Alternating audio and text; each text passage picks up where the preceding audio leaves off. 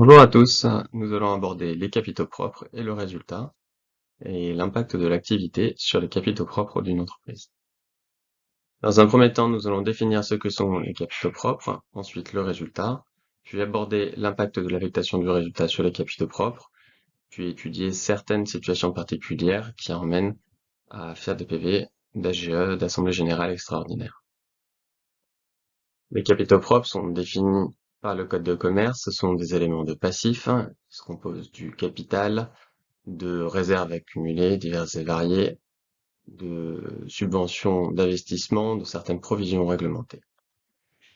Plus vulgairement, hormis les provisions réglementées et les subventions d'investissement, les capitaux propres sont composés des résultats accumulés dans l'entreprise et du capital social, bien entendu.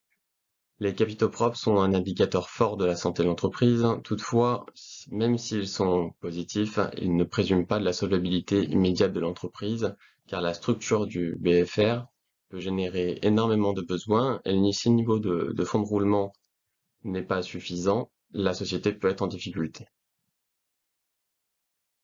Le résultat ou les comptes de résultat sont définis par le code de commerce. On a à la fois un modèle de présentation qui va regrouper tous les produits et les charges pour enfin donner le résultat de votre entreprise. Attention, le résultat de l'entreprise n'est pas le cash flow généré par l'entreprise. Il y a des éléments de charges ou de produits qui peuvent être calculés.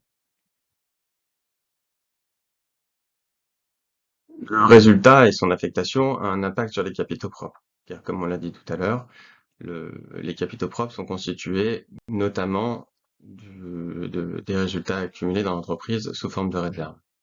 Dans une entreprise individuelle, il n'y a pas de compte de capital social, donc on est tout le temps sur une affectation dans le compte de l'exploitant. Dans le cas d'une société, on va réaliser un PV d'AG dans les 6 mois de la clôture de l'entreprise, de la société, qui va décider des modalités d'affectation du résultat. On a une obligation de doter la réserve légale et la distribution de dividendes ne sera possible que sous certaines conditions, notamment des choses relatives au capital non entièrement libéré ou à des frais d'établissement qui ne seraient pas entièrement amortis. Dans certaines situations, on va devoir effectuer un PV d'AGE, donc une assemblée générale extraordinaire, afin de pouvoir modifier le capital social et réaliser ainsi une modification statutaire. Lorsque les capitaux propres sont positifs, on va pouvoir amortir des actions ou des parts sociales la plupart du temps pour faire sortir un actionnaire, ou réaliser des augmentations de capital par incorporation des réserves. Lorsque les capitaux propres sont négatifs, on va pouvoir, si on décide, faire une réduction du capital social pour apurer les pertes. Et si jamais les capitaux propres sont inférieurs à la moitié du capital social, on devra réaliser un PV d'AGE pour continuation d'activité. Théoriquement, on devrait, dans les 2 ans qui suivent, réaugmenter les capitaux propres en réalisant par exemple un apport ou en faisant des résultats suffisants, sous peine de quoi n'importe quel intéressé pourrait demander la dissolution auprès du tribunal. Bon, ce genre de cas n'arrive heureusement presque jamais. Je vous remercie de nous avoir suivis.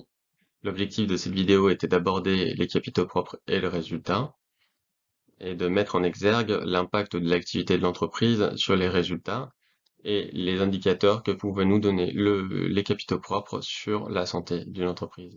Bonne journée, au revoir.